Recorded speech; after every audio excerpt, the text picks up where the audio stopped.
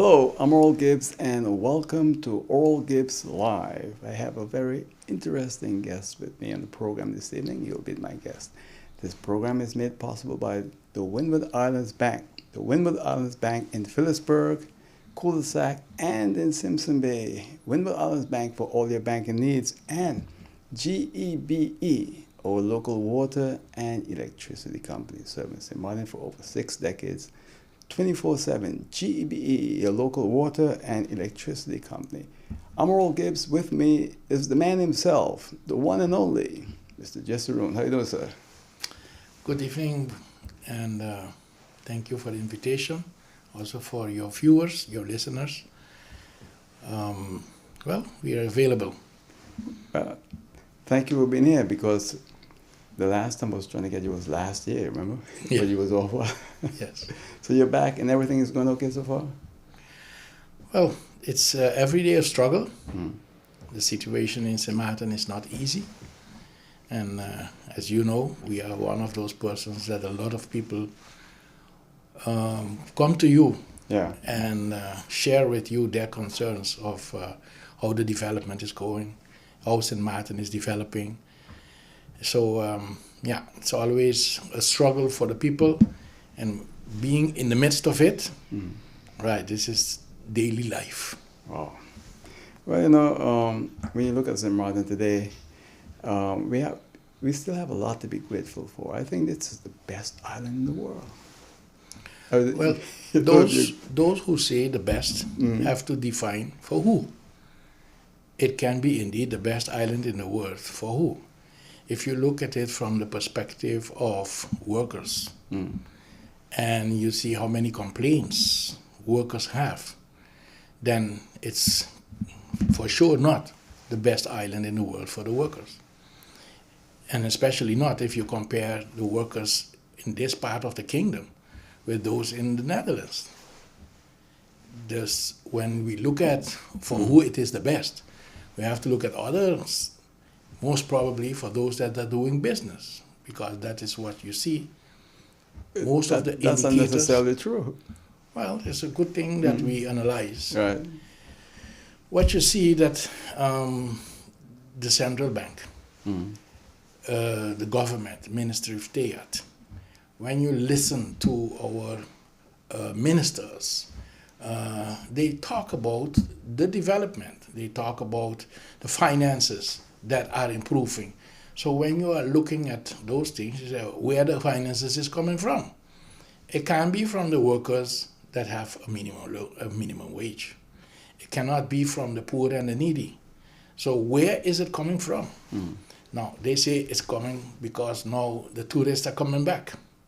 And from the moment that they started to open the cruise ships terminal, even with the whole protocol of the pandemic, right? All the jubilee that came out there was saying, wow, we're going and this is improving. But talk with the people that have to work. Their salaries didn't went up. Since the lockdown, you can remember, there was the cut, the 20% cut. Until today, Mr. Gibbs, there are workers that didn't get a full salary pay. And so when we talk about St. Martin is the best, So let people explain to you for who. So I use the wrong words you say that. Well, I don't call it the best, because if I have to compare it with the Netherlands, because we are part of that kingdom of the Netherlands, then we look at the Human Development Index. I see your point. I think, let me clarify myself here. As a person born in St. Martin, love this island, and what I've seen, of course I'm not happy with everything, and everything is not going perfectly well for me either. I'm in business and I'm struggling, but I love the island. I see so much possibility with all the problems that we have, and that is the reason why I said that. I can understand you as vice president of the Senior Pensioners Association, and you're also involved with another organization. Help me there with that one. The Anti-Poverty Platform. Anti-Poverty Platform. So I can understand your point of view, But I meant that my love for St. Martin and what I see at the island, yes, I care about this island, but I'm also very, very disappointed in our political leadership, because you can't ask the people to do things that the politicians that they elected should be doing. And I've had you many times in the program, and you've spoken about, the issues with St. Martin and the Dutch government and so forth. So I understand your point, and I respect that. But having said all of that, it seems like nothing is happening still. Well, first of all, when you talk about a country development, you talk about the economy. The economy is not the government. The economy is first and foremost business people, investors that want to make a buck. And they employ workers.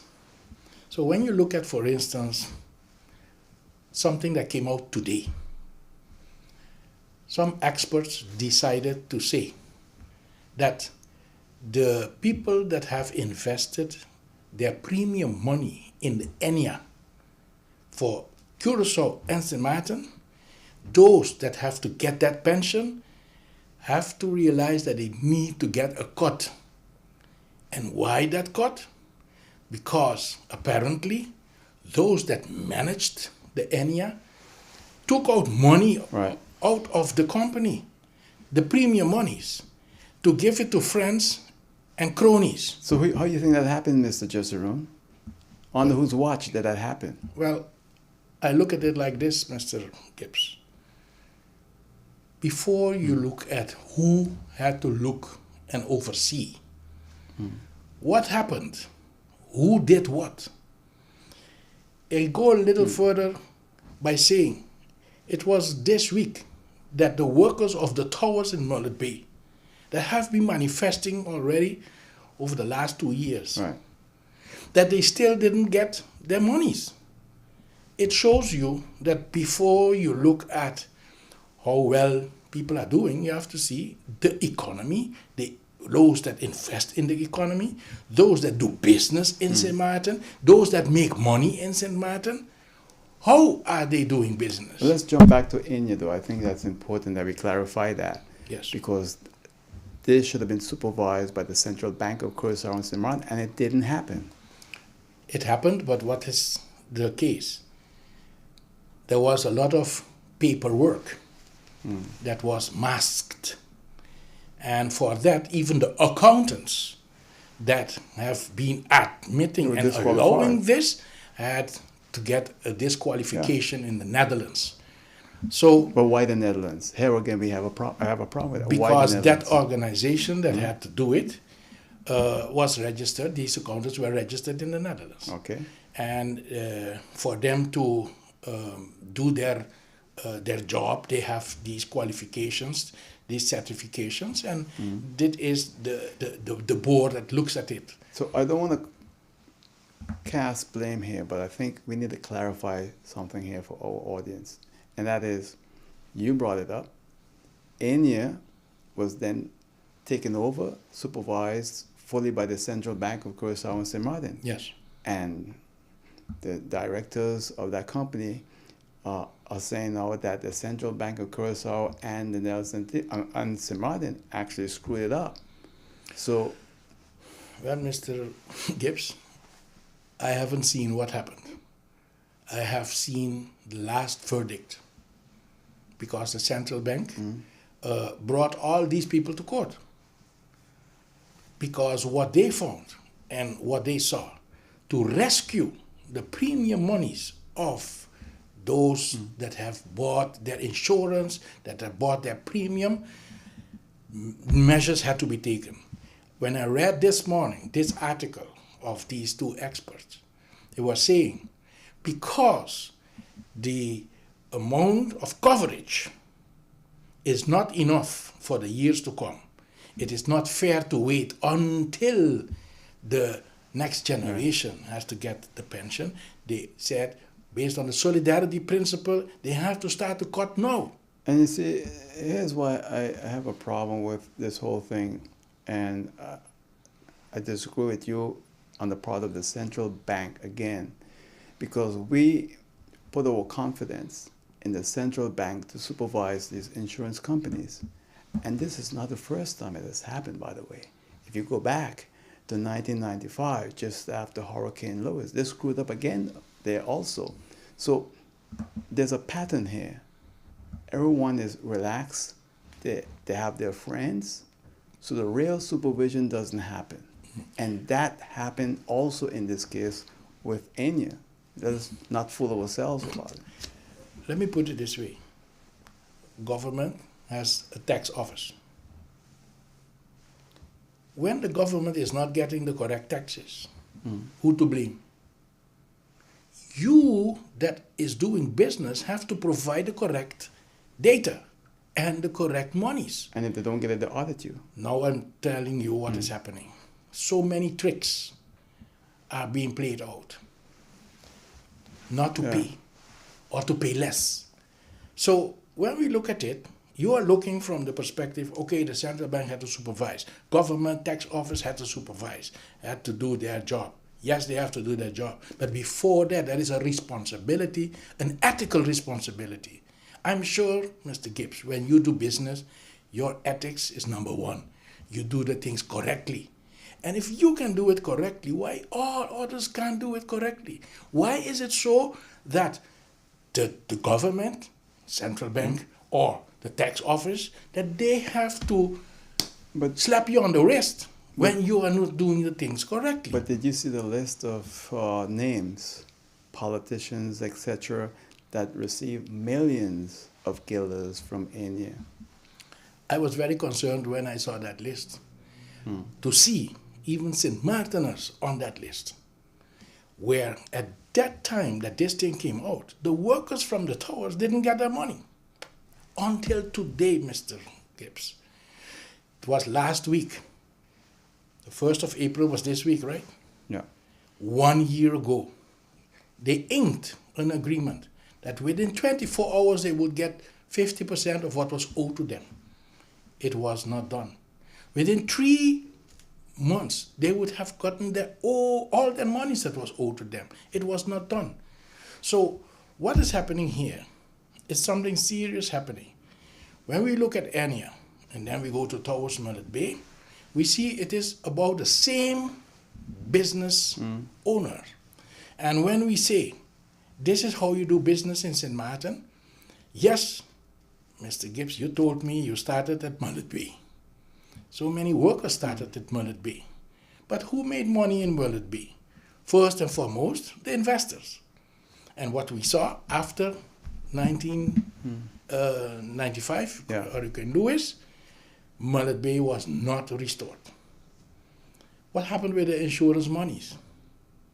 And it is after 1995 when we see that what happened within Enya, it had to do with the non-reconstruction of Mullet Bay property.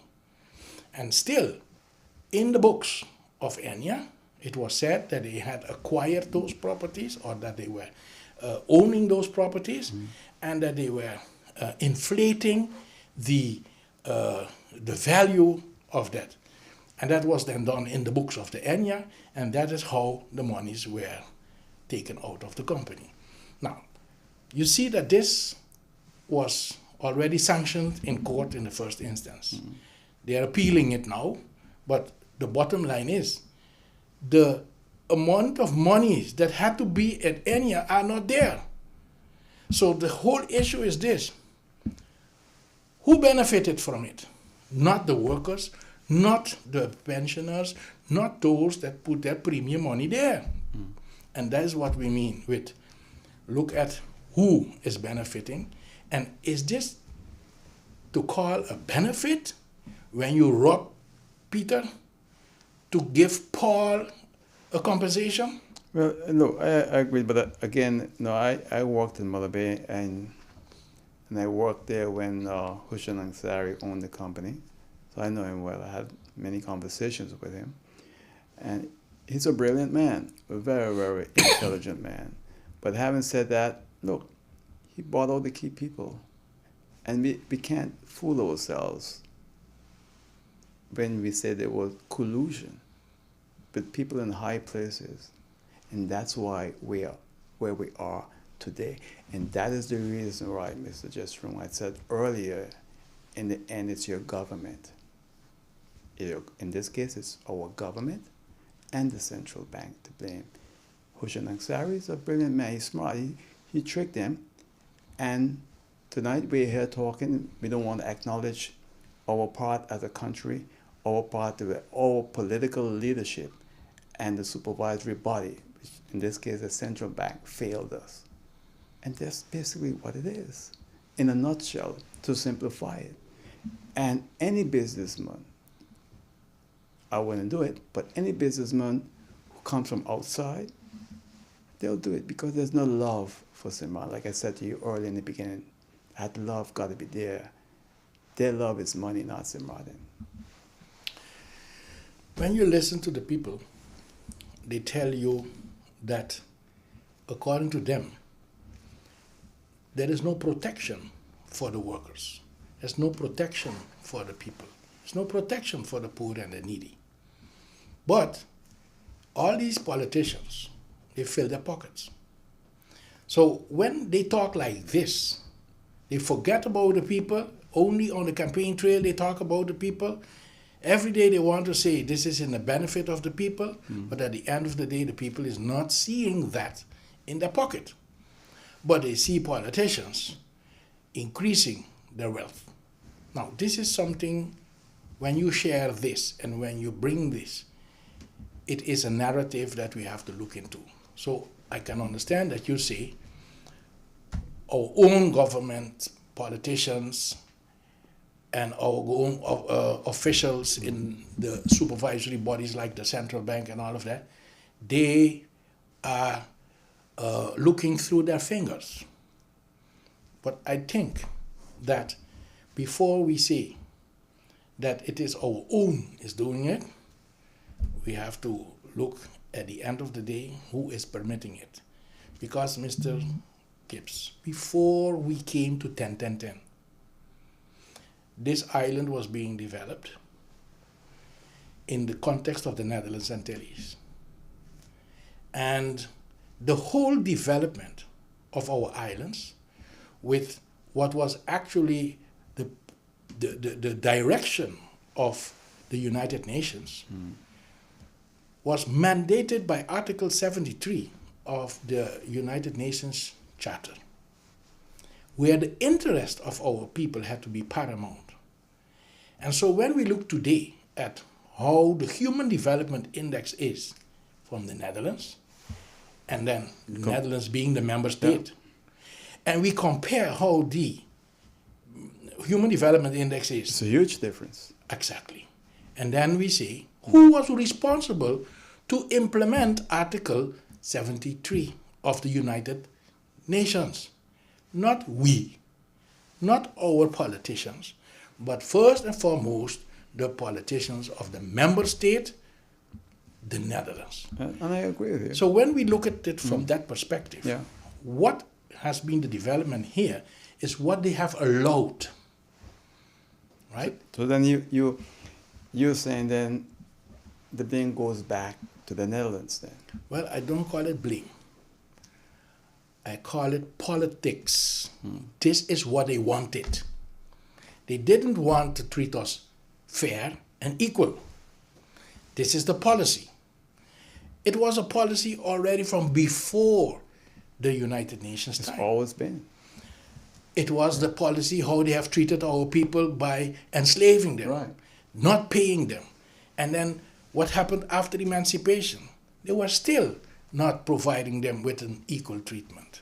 So at the end of the day, we have to look at development from a historical perspective, what was allowed. And that development, as it was allowed, we see it also with the Netherlands Antillian government. When we say Netherlands Antillian government, mind you, the Sint Maarten politicians were in it too. There was never a Netherlands Antillian government without Sint Maarten politicians in it.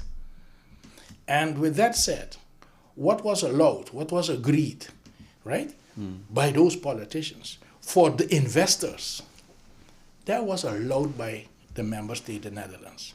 And when we look at it from the perspective of the people, in the Netherlands, the people there got social protection. The people there got a level of income that is much higher than here. Right now, the figures that we have this year is showing that the average income in the Netherlands is 40% higher than the income here in St. Martin. These based on the figures from the central bank, these based on the figures of the Netherlands and the Dutch central bank. So what we have to do is just realize we have not gotten a development. A development was allowed that was discriminatory, not different, discriminatory. They have done nothing to make sure that everybody could get an equal part and share in the... But we were autonomous, and as autonomous territory, we have certain responsibilities. Good. I go back to this whole thing of the economy. When you are autonomous, you decide who can come and invest. But you that is investing, are you keeping and adhering to the laws? Are you providing the people with what you have made? Are you distributing, redistributing the gains, the profits that you made? So when we look at it from that perspective, how it was in the Netherlands and how it was here, we see even now in Bonaire after 10-10-10, you know that no business in Bonaire or the Best Islands has to pay tax. That is what the Netherlands did. So when we look at development, what is allowed, you have to look at who is dominating this place. So who execute the laws then? So there we are. When the Dutch decided that, for instance, no profit tax is being paid in the Best Islands, we still have profit tax to be paid here. It's still allowed by the Netherlands. But you know what they did? You know that we had offshore companies here. Yeah, I'm aware of that. They closed that loophole that they themselves had provided in the beginning from the time of World War II. They closed it, and now in the Netherlands, all those offshore companies that was here before They're there. are established there. Holland is one of the biggest offshore countries in the world now. And all that money is going for the little tax that they have to pay in the Dutch coffin. So the idea of But Mr. Jessurun, how we are being treated. isn't our politicians could have stand up and fight? No. They didn't do it. No. Then you are not aware of how treaties are being negotiated. Well, I'm aware, and let me tell you why. Because you know what? If our politician had balls, they'll do the honorable thing and tell Holland, we out. You see, if you want to control your affairs as a man, then you go next road, political independence, plain and simple. Then we're not here discussing and blaming no one. Then the blame comes on us. But if we're going to sit here and say, well, you know, Holland did this, Holland did that, treaties here and there. Look, there are many treaties, right, that are signed that we're not even signatory to. It's only since 10-10-10. We had all that buffer in the former Netherlands Antilles. I think we are fooling ourselves here, and that's why sometimes I disagree with you. I don't blame Holland for everything. I see your historical point of view, and from the inception, Holland never saw us equal because they were slave traders. Hey, let's move on now. So what we're going to do, we're going to continually just sit and say, well, we need to get more money from Holland. We need to have equal this from Holland. When are we going to say, well, maybe we need to take a walk and do it ourselves? Well, we can agree to disagree. Still, respectfully, I tell you, when you analyze the history of colonization, our territories, you can give them whatever name you want. Island territory, country, within the kingdom, whatever you want, autonomous. What is happening is that at the end of the day, the charter of the kingdom gives the Dutch government the last say. And that's true, I understand that. Okay, so what does that mean? if you have the last say, why did you not make sure that we all got equal pay, that we all got an equal say? But that's the reason why I said, Mr. Jessurun, look to our east, St. Kitts, Antigua. You know what they did? They left. Only 5 territories now remain in the Caribbean that are colonies of Great Britain. What's wrong is that, and this is why I have always had issues with people who blame the past and the colonial system. I had the deputy governor the other day here, and he said, we're no longer a colony. You see, it's our own people doing it to us all the time. We're still a colony. We're still here asking Holland for things. And I want to establish one thing, Mr. Jessurun, because people know me. I've always been for political independence. And maybe that's why I feel so strongly about it when I hear you talking about the historical past, the historical colonial past of these islands. And I understand that, and you're correct. But I think it's time for us to get past that, Mr. Jessurun, because I've been doing television for now, 37, 38 years, and I'm just hearing the same thing all the time. And pardon me, I don't want to be in a fight with you, but I think, and I know there are a lot of people in St. Martin today, more so than 20 years ago, who agree with me in what I feel now about this whole situation. Well, Mr. Gibbs, I talk every day to people. And first of all, how they look at it is, Mr. Jessurun, we want what you're fighting for. That's true, mostly outsiders. Why? Yeah. We want equality and equal treatment. When we show the difference, they say, why can't I get it?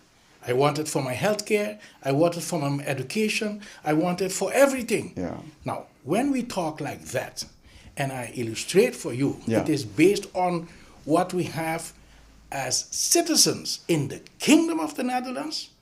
Here are the treaties. That is the responsibility of the are state. we real citizens in the Kingdom of the Netherlands? If you want to look at a true citizen, you're saying that we are real citizens in the I Netherlands? tell you again what is happening.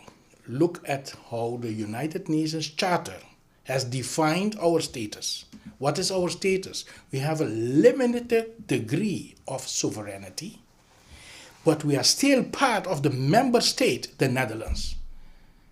When you see officially at the United Nations, the flag to represent us is the Dutch flag, because we fall under the member state, the Netherlands. So what I'm telling here is based on that. I can claim my rights, and Mr. Gibbs, why don't you claim that same right? If you have that right, it is not a matter, it is in small letters. It is big. Claim what in right? treaties.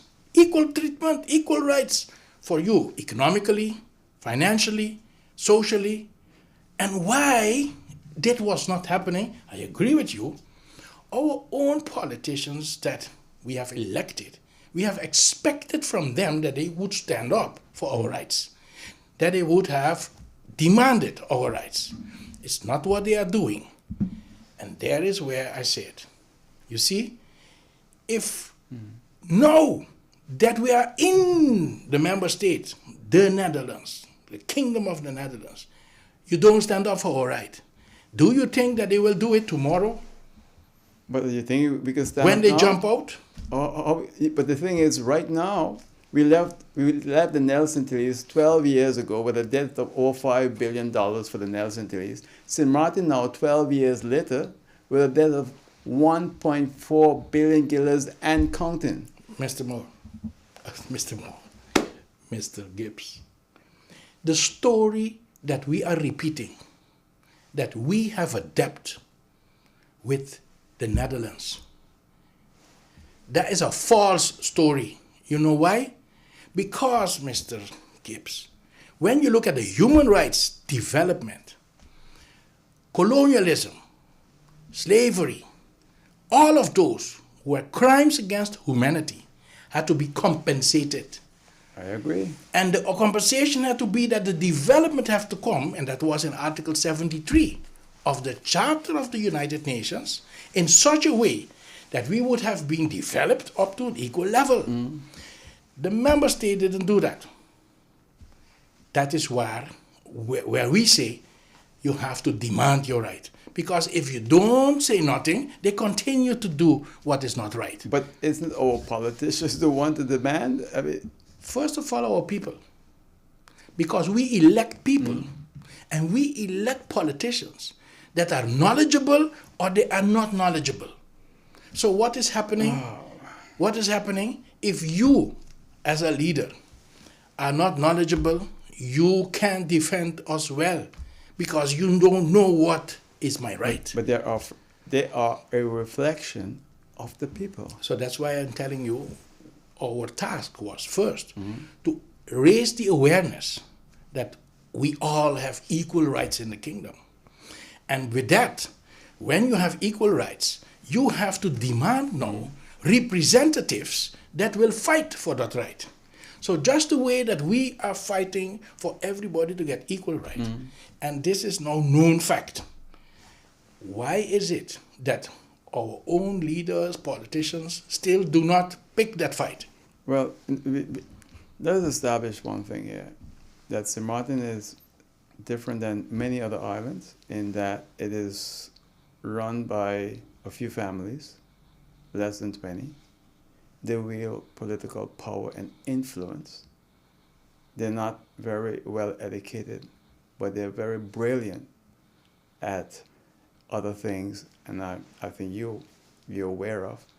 And when you take these different dynamics into consideration, it makes it extremely difficult for this island, whereby today now you have an influx of people from all over the world and the Caribbean, that the native population just makes up, 20% of the entire population.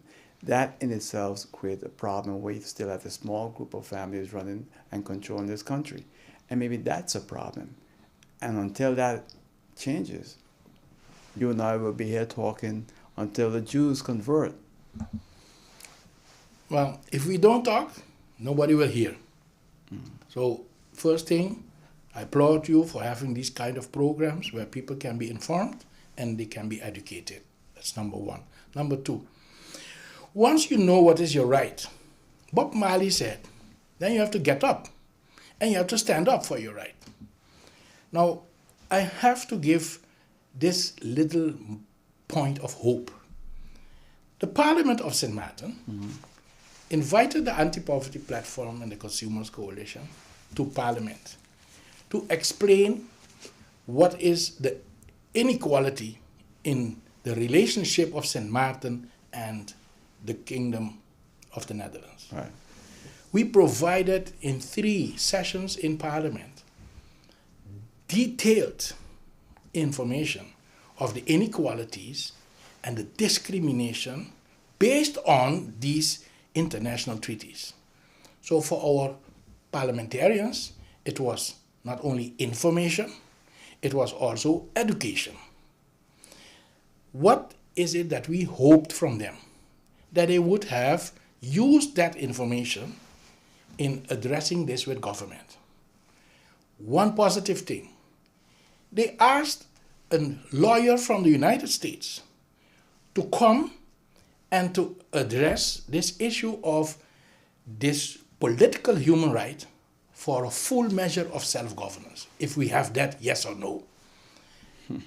This lawyer established that we don't have it. And this lawyer also established that the whole Article 73 of the United Nations Charter was not implemented as it should be. So the lawyer confirmed what we were saying. And what did Parliament do with this information, apart from bickering among one another? The lawyer, on behalf of Parliament, sent it to the United Nations with the request, come and do your fact-finding, come and do your research. And you know that's old news, Mr. Jessurun. Let me tell you why it's old news. I don't know if you ever met the late Dr. Claude Wally. In 1988, December the 27th, 1988, okay, on my program, he said he wanted political independence for St. Martin. After that, you know what Claude did? He brought a lawyer from St. Kitts named Brian. I met him at the time I was working for the government in 1980, 87, 88, 89. And he started the process for political independence. But the same people today who are now screaming that they want to get away from the Dutch are the same people who literally crucified him. Our own people again, Mr. Jessurun. That's history here. I don't know if you was in Simran at the time. I can tell you because I was at the center of it. So what we're hearing now, we didn't need to pay a lawyer $40,000+. That was waste of public funds. That money could have gone to you, Mr. Jessurun, to help your organization. Because you right now need money to restart your program, that poverty program, on bringing healthy food to the people of St. Martin. Maybe Parliament could have saved the money, they threw it to a wealthy American lawyer and gave it to you.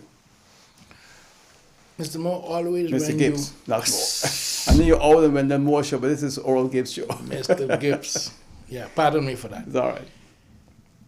When you want to address human rights and you want to fight for human rights, there are bodies that you have to involve, and it costs money.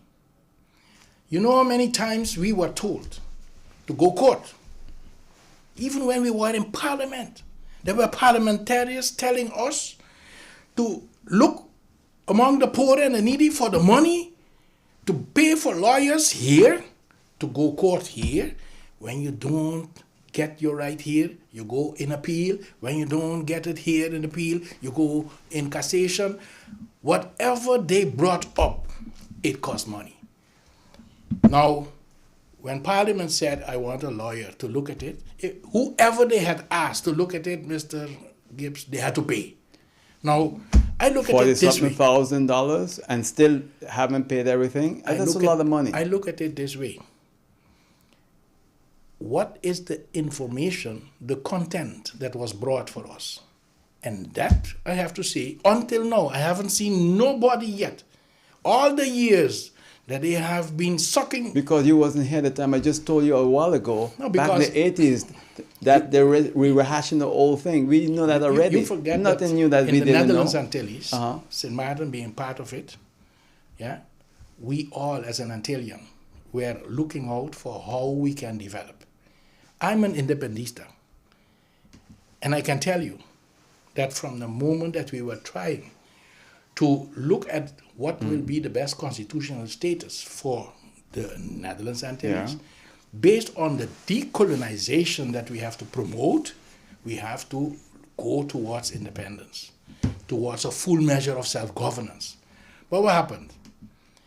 Instead of concentrating for us together, continue the fight for, in unity, a full measure of self-governance, we started to fight an insular battle to go to autonomous status apartis and whatever it has been called.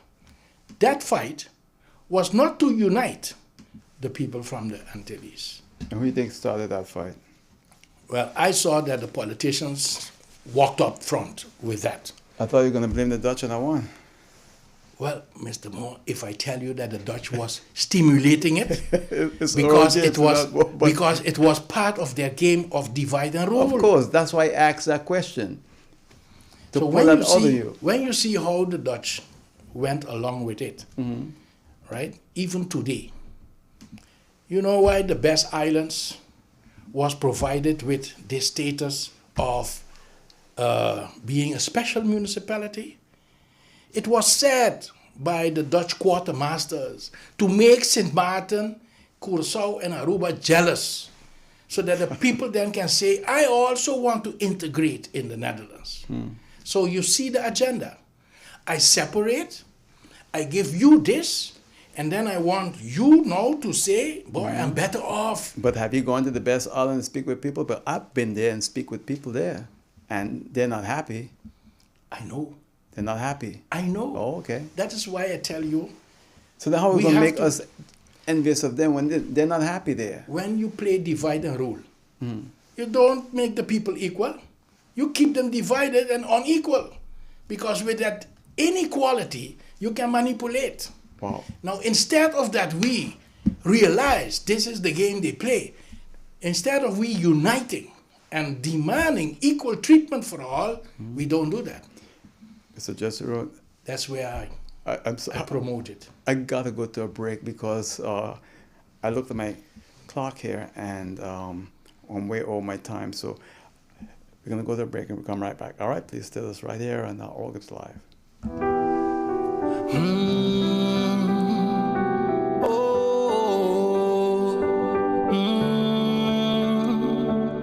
In order to know what you want out of life, you need to observe, listen, and try it yourself. Promises, we can make it. If we work together, that's just how it is. Let's stand strong, and serve the land. Working hard as one nation, yes we can. The more difficult it is to achieve, the more satisfying it is to make it. Just believe in us, we'll see you through it all. Oh, never give up. Oh, never give up. We can make it. Never forget those who were there for you. And if you dream big, you might just achieve it. The power to serve, standing for community. OGEB got the power to serve, the power to serve. We got the energy. OGEB.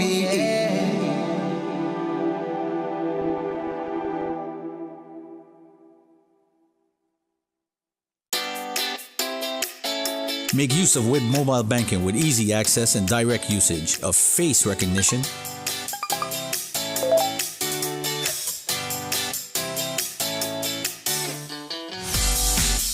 PIN code,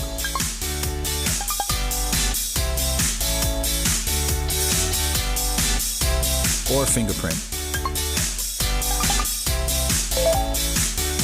Download WIB mobile banking app and make your transaction from anywhere at any time.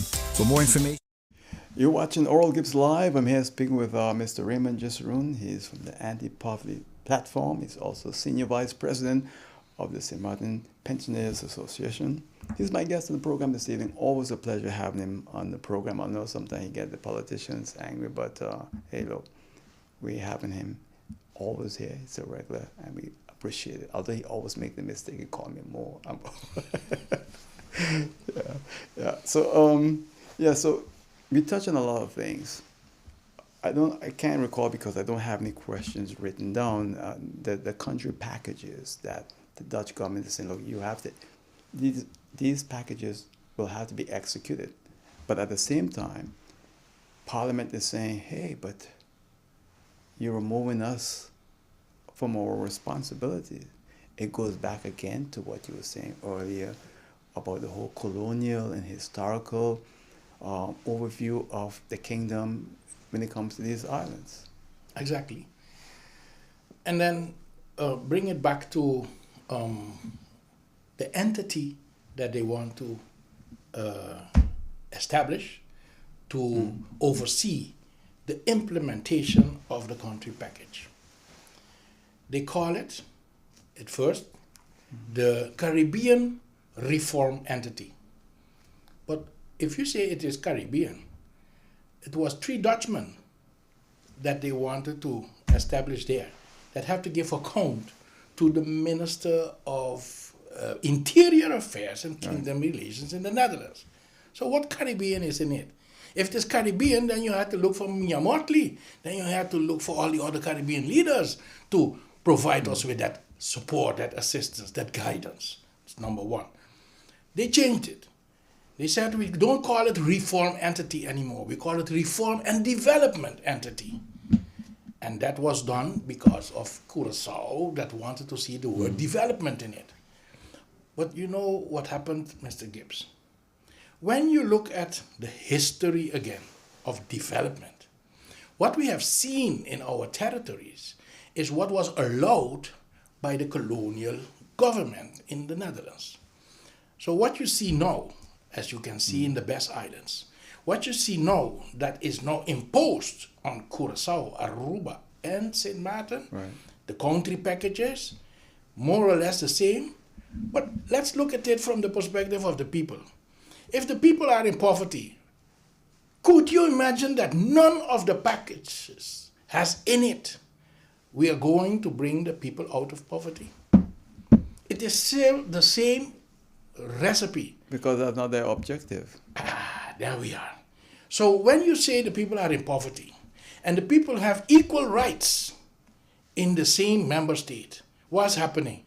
They impose that the wages of the workers here in St. Martin, Curaçao, and Aruba had to go down. They imposed the 20% cut. They impose right now for the civil servants, for instance, Right. apart from the 12.5%, it is a 30% coming up. How you mean 30%? They said, for the people not to understand, the public wage bill, that's how they call it, must be 10% of GDP. So what is GDP? You look at what is the gross domestic product.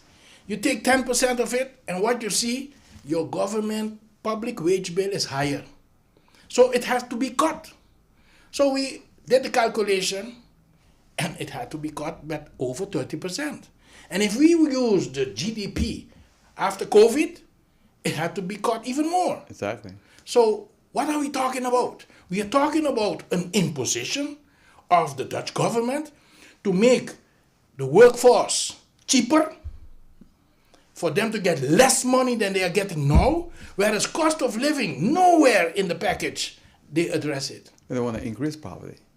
Exactly. So what you see here, colonialism never had the interest of the people at heart.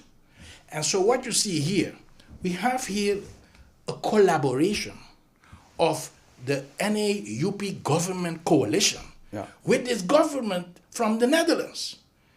Either Mr. Knops, either Ms. Van Huffelen, whoever they send, they have one agenda. And that agenda is not to develop the people up to the same human development index as the people in the Netherlands, but to a lower development index when you analyze what is in the package. Did you hear our Prime Minister explain that this is in the package? Did you hear the Minister of Finance explaining that the people are getting more money in the pockets? Did you hear any parliamentarian, because they all got the country package, address that there is nothing in this package which will improve the well-being of the people? It's only the anti-poverty platform has been illustrating these in our programs. And why? Why is just... Because we have taken a stand. You're either with the people or you're against. So when I said that our government is collaborating with the colonial government in the Netherlands, this is what you do when you occupy a territory. You look for collaborators. Those that are in resistance, you don't like them. As you said, they don't like Jessurun, they don't like the anti-poverty platform. Why? Because we stand with the people. But they go to the people to get a vote from the people, but they lie to the people. We have a Minister of Labor, Social Development, and Public Health, right? On the campaign trail, his campaign was, I'm going to attack the poverty. Until today, 2 years passed. Okay, this minister was there for 1 year, but it is in the same coalition. What did they do to increase the well-being of the people? You can come with the argument that COVID was here, but then still, why the prices could go up and never the wages or the minimum wage or the social pensions could go up? Why they couldn't come and become equal as in the Netherlands? Why, as is stated in the international conventions for economic, social, and cultural rights. That it is with all means in the state that they have to provide the means for us to have an equal realization of these human rights. So when we say our politicians, they're not for we. Our politicians are collaborators, traitors, because they do not defend our rights. And that is clearly to be exposed. Why? Because why can't we get equal treatment? Why cannot we get equal rights? And that is where I just told you. This lawyer, even though he got 40,000, as you see, he put it in the report that went to the United Nations. Because what we tried to do, to get attention from the United Nations in letters, they didn't respond. But now, with this, they started to respond. Well, Mr. Jessurun, I will challenge Parliament tonight, the Parliament of St. Martin, to come out and let the people then know exactly how much they have paid this gentleman, I'm not even calling his name, and how much money they still owe him. I think because we the people, have a right to know. And that has been the slogan of the National Alliance for their entire political life. And they're in bed with the up now. But let's be real about it. I admire you for your courage and pointing out the issues confronting this island and where our political leadership has failed. But I'm surprised, I'm speechless, because here you have a coalition of two enemies, okay? A coalition of two enemies coming together and literally destroying this island. We also have experienced the contradictions between these two political parties. But at the end of the day, we have to look at what is it that the Dutch government is doing. So what the Dutch government is doing, knowing that these two political parties are in a rivalry, they said you cannot get the liquidity support if you don't do so and so. You remember that. Mm-hmm. The Prime Minister said, I was with the back against the wall. I couldn't pay for a lot of things that government had to pay if we didn't get that liquidity support. Now in the Netherlands, the liquidity support in the budget is not to be paid back as a loan. So we said, why do we have to accept a loan? And then you come back, why did our government, and for the one from Aruba and from Curaçao, negotiate to get a loan and to pay it back? Because that was the condition of the Netherlands. The Netherlands didn't give that condition to Greek and Spain in Europe when they provided them with support for the So why us? Exactly. And that is where I show you how they are treating us must be exposed, and we have to stand up against that. Now, where our politicians do not line up with us, there is where I agree with you. We have to put them. I agree, Mr. Jessurun. We can't go on the open market for loans, you know that. Yeah, but I'm not sending nobody to do that. Wait. The mere fact that St. Martin cannot go on the international market for a loan, we shouldn't have a loan from the Netherlands, period. No, sir. We shouldn't have no loan at all. Why? Because based on human rights, what is demanded from the member state is to supplement with the means that they have, that everybody can have an equal realization of their social protection. Now what is happening? You are saying to our government, I can give you liquidity support. It's not even to provide the people with real social protection, but you have to pay it back. So you indebting the people. Now this policy... Because of weak leadership here. No, not only that. It was an imposition. No, it's weak leadership, Mr. Jessurun. Let's be real about it. Because one time you say something, then I get the impression like You're defending the politicians. No, You said the prime minister set her if back you was go to the against the bank- wall. You know what she said too? She said it was an indecent proposal Exactly. by Knox. And it is still indecent. Yes, but she didn't have to agree to it. I agree with you that you say you did not have to agree. And we even provided as anti-poverty platform. You can go to the negotiation table with these arguments. The right to development that has to be implemented. And based on that, these are the monies that you have to provide. And that is without any condition. Because this is the same amount that you have provided to the ones in the Netherlands. And then for an equal treatment, you have to treat us the same. This was not done, but that's never too late. Because when you realize now that you made a mistake, you can say, You think they realized they made a mistake? Well- Do you think they realized that? if we all stand up for them to annul this loan that we have to pay back, these debts that have to be imposed on us, if we stand up and we say, no way, Jose, until here, all these monies, thank you for providing it, you even owe us more, because when we look at what you have to pay for us to get an equal realization, this is what you have to do. Put your money where your mouth is. The Dutch is human rights champions of the world, and we don't hold them accountable to provide us in their front yard, because the Netherlands Antilles is the front yard for the whole Latin American continent. We don't provide them with that accountability for them to And I'll Respect come our to devil's human rights. advocate, but they came to St. Martin Rescue after Hurricane Irma and in the pandemic. again, humanitarian aid, nice. They provided food for the people, nice.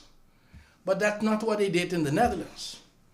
What they did in the Netherlands is they provided them with social protection in terms of social security, social allowances. More structural changes. And the same way that the Red Cross could say, you go to the machine, to the supermarket, and you can pay with a card, the same way.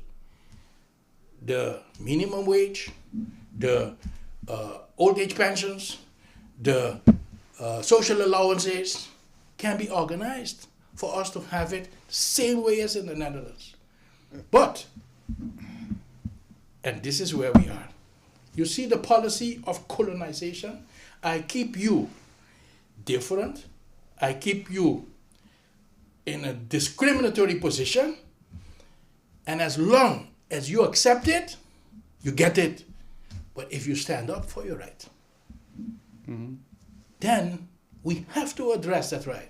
First reaction of the Dutch when the lawyer from the United States presented the draft that went We'll have a to few the seconds, United right? Nations. Yeah. The other time, I want to thank you. We only have 20 seconds all yours in closing.